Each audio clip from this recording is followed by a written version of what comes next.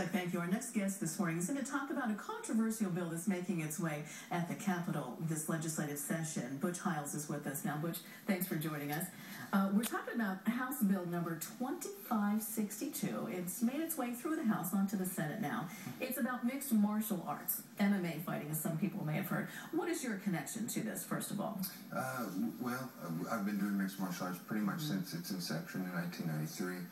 And actually own one of the largest gyms in West Virginia where we train and currently do mixed martial arts. And you're a supporter of this bill? Correct. Are you surprised at how far it's gone so far?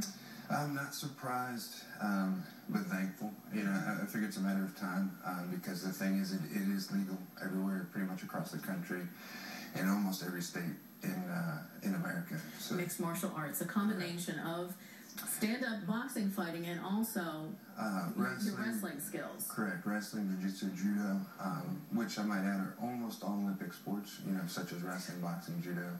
And I think a lot of the higher-level competitors actually train with Olympic-level correct. athletes. Yeah, some have actually been in the Olympics, such as Randy Couture and so forth. Well, and also a lot of these combatants, I guess we can call them, also high-level college athletes as well. Correct. Correct. So that's what we're talking about. Yes. Being in these very high-level athletes, not your average guy. If this bill would go through, what would it mean to the state? Maybe a bottom line issue? Is there a monetary value that this could mean for revenue? Last year, a group did an independent study in New York, and they said if the UFC, which is the largest mixed martial arts organization, came to New York, it would bring in $23 million of revenue annually. Obviously, West Virginia is not as big as New York, but if it brought in half of that, we're looking at almost $12 million annually. Anything along those numbers, obviously, is big for our state. So, in your support of this, if West Virginia would pass the bill to have MMA fighting, could the UFC come in with like a, UFC 124 and bring in like a George St. Pierre and Josh Koscheck? Could people like that be here? It's highly possible. They're actually talking about, just a couple weeks ago, with the commission about bringing a UFC here. Those talks failed. However, they have stated before, if it is legal here, they would bring a UFC here. Maybe not a pay-per-view event because they don't know if our arenas are big enough, but they're not ruling that out. But they would have something which they call fight nights and other events that are also already on TV. The bill passed through the House of Delegates 55 to 37. One of the more outspoken people against this, talking about Kanawha County delegate Danny Wells, who obviously is not for the saying that he's been quoted saying that West Virginia has a low crime rate, no capital punishment in MMA.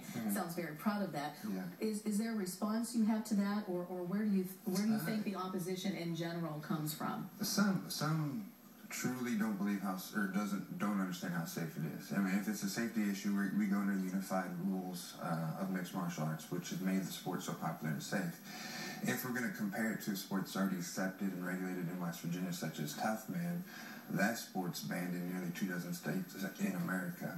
Tough Man is banned in other states. Yeah, nearly 24 states, and there's deaths every year. Since 1993, when I bring up 1993, that's when MMA became popular in America. There's been 117 deaths in boxing and 17 in Tough Man. There's not anything like that in mixed martial arts. Why do you think? Because the unified rules are so safe. People don't really understand there's other ways to win a fight besides hitting a guy in the head. It's a pretty safe sport with trained athletes, especially when we're comparing to Tough Man where anybody can do it. So that's definitely one reason, it's safe and accepted, and those rules have made it so popular and made it so safe. Are there rules and requirements to be an MMA fighter under this bill? Yeah, so and of course, like I said, those are unified rules. Anybody can look them up on the internet or wherever. But those are the rules that everybody that does mixed martial arts go by. They require weight classes and gloves and everything like that, and how many fights you have to become a professional. You literally cannot walk off the street and do a fight against another professional, unlike Tough Men and other sports that are regulated here. So at the level this would be, do you think there are medical concerns? Is that what you think the other side of this is worried about? Some people say that there are studies that show this is a safe sport, that statistically this is a safer sport than most Little League competitions. It's safer than high school cheerleading. Those are facts and statistics that are already out there. And I know that people have seen this, so it gets to a point that if you're reading the facts and you know the facts, then why is it still a question? It seems like MMA has grown so much. You've got The Ultimate Fighter on, is it Spike? On Spike. You've got Bullying Beatdown on MTV too, things like that. Do you think it's just growing? Do you think more and more people are even being exposed to it this way? There are. For example, a couple weeks ago, I had an Ultimate Fighter named Vanderlei Silva. It's one of the most popular mixed martial arts artists that there is. I had 200 people show up to our gym to train with him and just to see him. That's 200 people. After that, we took him to Quaker Steak in Charleston. Another 1,500 people showed up just to meet him. We took him to a club that night. Another 1,000 people showed up. So we're looking at 2,500, 3,000 people that showed up just to meet a guy that does this sport. And he was surprised. He's like, I can't believe that your sport's not legal here because this doesn't happen anywhere else I go. Shows the popularity, shows the need for it in West Virginia, the want for it, and how people react and respond to mixed martial arts. They truly want it here. That shows right there. Butch, what is your next step now? The next step, obviously, we're in Senate. It is working. Everybody's working hard for the bill. If you're in support of MMA, we encourage you to contact your senators and let them know that you want this and you need it, and that it's something that you'd like to see in West Virginia. All right. Thanks for explaining your side, Butch. Thank you appreciate it. for coming in.